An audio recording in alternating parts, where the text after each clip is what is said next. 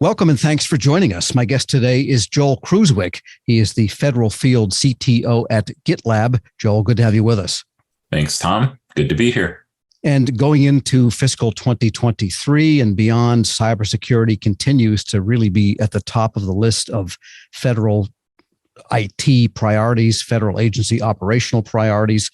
And the money is there too, nearly $11 billion, it looks like, for cybersecurity spending in the coming year, coming from a variety of sources, even beyond just regular appropriations from some of the bills that have been passed beyond that. And so what are you seeing as the top security priorities, besides simply defending against cyber attacks, although that's part of it? What do you see federal agencies prioritizing when it comes to cyber? Well, there's a lot of buzzwords I could throw out here, right? From zero trust architectures to broad security scanning and fuzz testing, and there's just terminology galore. But I think the question is, are people really putting security in a prioritized place, right? That's the first question here. I see that some folks are really charging forward with this, right? They're taking this seriously and running with it and saying, yes, we need to bolster our security scanning. We need to make sure that we've got our role-based permissions in place very tightly. We want to make sure we've got our controls in place for our tokens for the cloud. We don't want people to go running off with this stuff. And in the same day, I may talk to somebody who says, well, we're doing it with spreadsheets.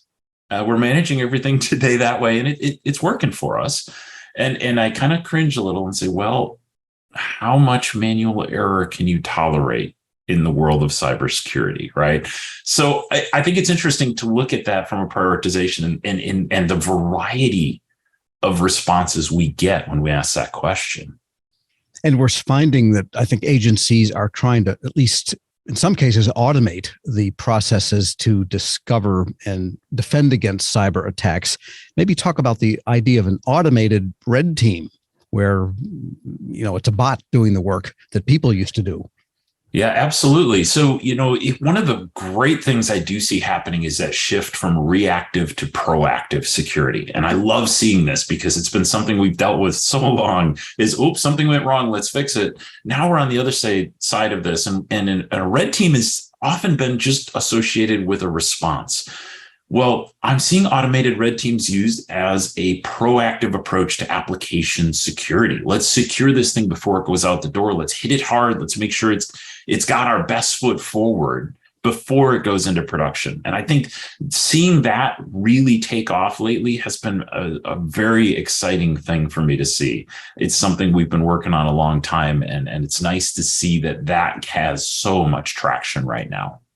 But on the other side of things, testing after it's developed is like quality control after it's developed. It can be an expensive and costly time to discover problems. So a lot of agencies are talking about this idea of so-called shifting left, that is moving the security thinking higher and higher in the process, or earlier in the process, you might say, of development. And do we see that happening on a wide scale? Absolutely. Yeah. Shift left is such a huge term right now. And like you said, most of us have seen that chart where we find a defect in production versus, say, finding it in a development environment, right? The costs triple. The chart goes way up into the right at hockey sticks. Same thing with security violations. The same thing applies. The same costs model apply. But I think there's one difference, and that is, with quality, the more we test it in up front, the more we do our unit testing and things like that, that's still critical, right? It's still critical, even in the security scale, to have that quality. That shift left process works for that as well as security, but security almost needs to be shift everywhere. Like, it needs to be the top thought in every stage of the development lifecycle. We can't just talk about shifting it left because it still has this dominant role of making sure that we've secured everything, every stage, all the way through our deployment and even in the monitoring. So I kind of like to use shift everywhere these days from a security terminology perspective, just because I don't want to leave it out. And can that be done in a way such that you don't have to compromise functionality as federal agencies develop new digital services and also new ways for their employees to work with the programs they've got? Oh, yes, absolutely. Automation is everything. Compliance is huge from that perspective, right? When we've got something in place that we can make sure has been executed against the stages that we want it executed against during our software development life cycles, that's huge. And we're seeing a lot more of that these days. The whole idea of compliance with broad security scans and those pieces are all automated. So it replaces a lot of those manual steps that we've had, and it gives us a higher degree of confidence and the ability to do it faster at scale. And we are more than a year now since the administration's executive order on cybersecurity, the latest in a series going back many, many decades. Would you say that federal agencies have pretty much inculcated the thinking in that executive order into the way they operate and develop software and deploy systems? For the most part, yes, right? We're a year in. It's been reiterated over and over. This is what we need to do. There's been so many publications. Like I followed along with this since last May. When the executive order came out, we digested it, followed along with NIST and CISA and OMB and all these organizations that are coming out with different mandates, guidelines, looking for feedback. There's been a lot of publications, right? I remember one quarter I looked and it was basically one per day that we were digesting. I said, my goodness, how do you keep up with all this? But at the end of the day, there's some core principles that people have really jumped in on and adopted well. Zero trust architectures being one of those things that people have really dialed in on. We're seeing that some of these agencies are really dialed in well on the things that they're being asked to do, whether that's a delivery of some sort of a digitized architecture, or if it's more security scanning, if it's something to do with open source inclusion and making sure that we understand where that open source is coming from and that we're not including something kind of off the beaten path. So there's a lot of those pieces that have been pulled into a single year after the executive order. And what we're finding is most folks are dialed into it and they really are doing a good job of keeping up. And maybe the big addition in the past year is the emphasis on the supply chain. Well, right. And the supply chain itself, it looks different in every environment, right? Because there's so many different deliverables in place. But more and more, we're seeing that the reporting, the attestation, the signatures, those kind of things, the digitizing authentication and authorization of things that we're building certify that what we built with our supply chain is what we were supposed to build, that the right people built it, and that we're good to go producing something from our agency. And that gets us to the topic of SBombs, software bills of material. Those were specifically called out in that executive order at great length. And I think some people knew what they were, but I think it also got into a lot of people's attention for the first time, the idea of an SBomb. And people maybe were worried, well, this could be 1 million pages of things that the components of, software delivery. So let's talk about SBombs. Are people able to address the challenge of understanding both the importance of an SBomb and what is actually in the ones that they receive from vendors? Well, so yeah, I think SBombs, we do have two directions that SBombs take us, right? One being when we're talking about that commercial off-the-shelf software, what's in it? What are we buying? What are we getting with it? It's like buying your spaghetti sauce and looking at that label and saying, I know what's in it. I know whether or not it's good for me. That one's got a little too much sugar, maybe, right? But it is my software secure? Does it have inclusions in it, things that I need to be aware of? So from a vendor perspective, that's definitely the first area that's being focused on. But the subsequent side of it is for all the software we're producing, right? 80% of code today has some sort of open source feel or some open source inclusion. We got to know what that is. And there may be 7 layers. Look at the transient layers of security. You may have to go down quite a ways to figure out what's in that software that you included and what are the vulnerabilities associated with it. So I think from that perspective, there's a ton of things out there that can help you generate an SBomb for your own software. That is step one, in my opinion. Step two, of course, is making sure that everything that's there has its vulnerabilities remediated. And that's the hard part. right? We can know what's there, but being able to interpret all that data and then figure out how to make this clean and make it ready for everyone to use, that's our real challenge with SBombs. And so that leads to the idea perhaps that by using standardized software components, say across multiple agencies for a given function that might be common to many applications, you could save a lot of time and also gain a lot of security by using a trusted SBomb proven type of function for that particular block of code that is common across multiple apps. Absolutely. Yeah. I would love to see that, we have that approved code that we've used before that's kind of ready to use. And if you want to use something from outside that may be okay. There may be a specific flavor of open source software that does something you need. I think the big question everybody has to ask is, well, did it come from maybe a repo that's not US based, right? And why does that repo exist? Why did we use the one over there that may or may not have some kind of ill intent, right? We want to make sure that we're looking at that from a little different perspective than we historically have. And the SBomb should help with that. So maybe we need a FedRAMP for SBombs at some point. Well, I don't know if we want to add that many layers to it, but potentially, yes. All right. Let's talk about digital transformation for a moment, because that's another word that is on the lips of so many federal practitioners. And what they cite is what is happening in the private sector, where all sorts of new digital services, Silicon Valley has become Silicon Digital Services. There's no silicon, it's all code out there now. And so how about the federal government? Are they catching up? Are they where they need to be? Has there been a change in how they think about this over the past year, 2 years?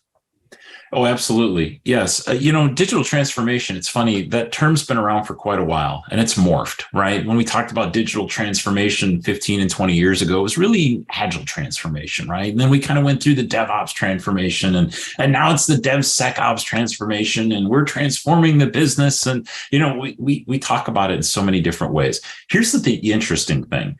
When we look at some of the recent surveys, what we see is that digital transformation is actually kind of hitting like a saturation point almost. Like we were marching forward and we had a consistent trend of transformation and change. We're starting to actually see it slow down a little bit. And that fascinated me. I thought, now, how could that be? We have all these new technologies, right? Well, as you look at things like the convergence of technologies, as you look at things at the convergence of tool sets and things like that, you end up with more software factory type approaches and more consistent automated methods for producing software. And those who are leading the pack, those who have been doing this 3 to 4 to 5 years on a regular basis, they're starting to reap more rewards versus focus on the transformation itself. And so I kind of think that makes sense, right? Those who are already into their cloud modernization strategies, those who set up for scalability, and from a scalability perspective, think about those who can accommodate something significant like, hey, we're going to give free COVID tests out. Hey, post office, can you quick whip up a website that'll support millions and millions of requests coming in at once? And they did. Right? It looks great. So those are the kind of things afforded to us by the digital transformations that have gone well. And I think there's more and more continuing, right? We're going to see this continue. But I thought that saturation point was a really interesting data point recently. And the Cybersecurity and Infrastructure Security Agency has really stepped up. It's expanding with people and money and programs and has a very robust alerting system for federal agencies. But the good old trusty NIST also came up with its software security development framework from NIST. And what is the effect of that? Has that actually affected how agencies, do you think, go about developing these digital apps? It's interesting because it's been there, right? We just modernized it based on the executive order and expanded it. And it grew substantially. I think the most interesting thing is just seeing the breadth of the offerings, right? For those who become comfortable in my security looks like a static analysis. To me, this is the biggest change. They look at their code from one perspective or one angle, or maybe they've got a couple of inputs that came to them as they did their initial shift left. Well, we're moving beyond that, right? We're moving into, well, what does it look like when the application runs? Who can try to get at it then? Is it secure when it's active? We're seeing things like fuzz testing, which people didn't really think about before. What does it look like when somebody just bombards your web application with a bunch of garbage? Right? If you overload the fields, will the application remain secure? So things like that have come up and broadened the scope. I think that's one of the biggest impacts of that document. And it's one of the things that we've had to think the most about is if I'm managing licenses, if I'm looking for secrets leaks in the code, if we're looking for things like dependencies within our application that may or may not generate new vulnerabilities, right? Leading to the SBomb conversation. All those pieces have been a huge output of that NIST SSDF upgrade. And I think we're doing well contemplating it. The implementation side of it, some are ahead of others when we look at agencies. And looking at agencies now that they are in this era of new architectures, new development methodologies, moving everything left, if you will, on security, it takes the right people to do this. And so the talent gap and the talent requirement becomes really a discussion that underlies so much of what agencies are trying to do.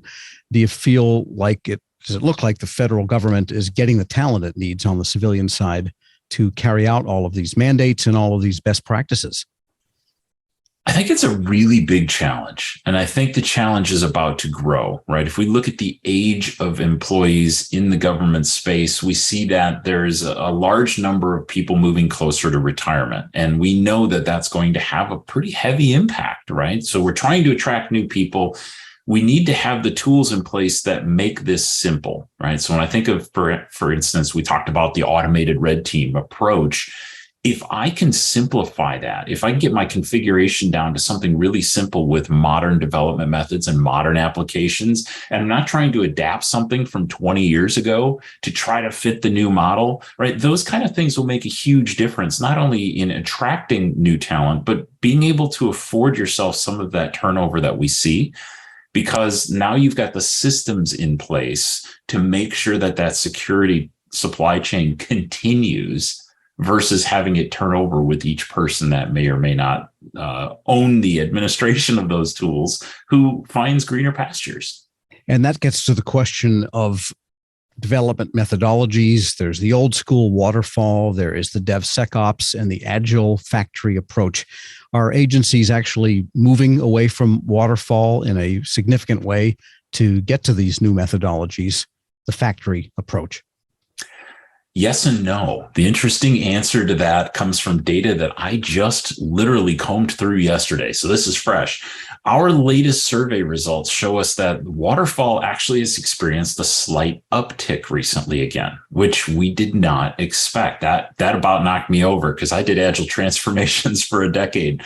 So looking at this, I couldn't figure out quite why that was. And it turns out that some of the larger scale projects that we have do still lend themselves well to that methodology, right? So it's not necessarily a case of one being right over the other, but what it does do is it points to, are we getting the metrics back when we manage our projects a certain way?